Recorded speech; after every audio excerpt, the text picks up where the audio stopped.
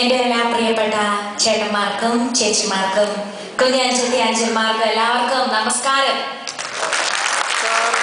സുഖമായിരിക്കുന്നോ?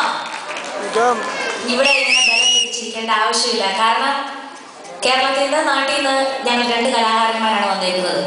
ഒരു കലാകാരി, ഒരു കലാകാരൻ. ഒരു കലാകാരിയാണ് നിൽക്കുന്നത്, വേറെ കലാകാരൻ കുറച്ച് കഴിയുമ്പോൾ വരും. അതിൻ്റെ ഇടയ്ക്ക് ഇവിടുത്തെ കുട്ടികൾ 1-2 ഡാൻസുകൾ വെച്ച് ഇങ്ങനെ വരും.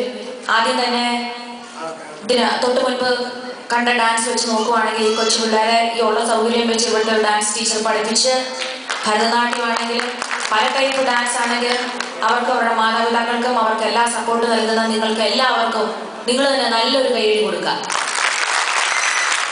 അതുപോലെ തന്നെ ഈ പ്രോഗ്രാം ഈ മാസം അവസാനം നല്ല വിസിലടി നന്നായിട്ട് ഒച്ചയുണ്ടായിരുന്നത്.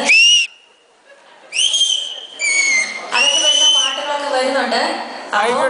ഈ വിസിലടി ഞാൻ അങ്ങോട്ട് പറയും. വിസിലടിക്കാൻ പറയുമ്പോൾ ഈ പറഞ്ഞ അതിൽ വിദഗ്ധരായ ആൾക്കാർ അത് വെച്ച് റെഡിയാക്കേണ്ടതാണ്.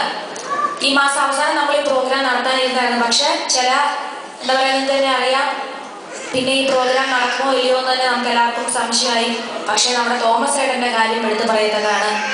തോമസ് ഏട്ടൻ ഈ പ്രോഗ്രാം അറേഞ്ച് ചെയ്ത ദിവസം തൊട്ട് ഒരു 2 ദിവസം തൊട്ട് വിളിക്കും, റീമി എല്ലാം ഓക്കെ ആണോ, എനിക്ക് ഭയങ്കര ടെൻഷനാണ്. അങ്ങനെ ചേട്ടാ ഒരു ടെൻഷൻ്റെ ആവശ്യമൊന്നുമില്ല, നമുക്കുള്ളത് വെച്ച് ഓണം പോലെ ട്രാക്കാണ്, ഓർക്കസ്ട്ര ഇല്ല. പക്ഷെ നമ്മൾ 2 പേരും കൂടെ വെച്ച് കുറച്ച് നല്ല പാട്ടുകൾ ഇവിടെ ഞങ്ങളുടെ അസോസിയേഷന് നിങ്ങൾ ഈ പ്രോഗ്രാം കാണാൻ വന്നിരിക്കുന്നത് ജോലി തിരക്കിൽ നിന്ന് ബാക്കി എല്ലാ ഇതൊന്നും മാറ്റി തിരക്കൊക്കെ മാറ്റി ഒന്ന് കുറച്ച് നേരം ഒരു നാടിൻ്റെ ഫീൽ കിട്ടാൻ, അല്ലെങ്കിൽ ഒന്ന് ശാന്തമായിട്ടൊന്ന് റിലാക്സ് ചെയ്തിരിക്കാനാണ് ഇത്തരത്തിലുള്ള കൾച്ചറൽ പ്രോഗ്രാമിൻ്റെ ഉദ്ദേശം തന്നെ. പലരും ഞാൻ പറയുന്നതല്ല, എല്ലാവരും വിചാരിക്കുന്നത് എന്താണെന്ന് ഞാൻ പറയട്ടെ.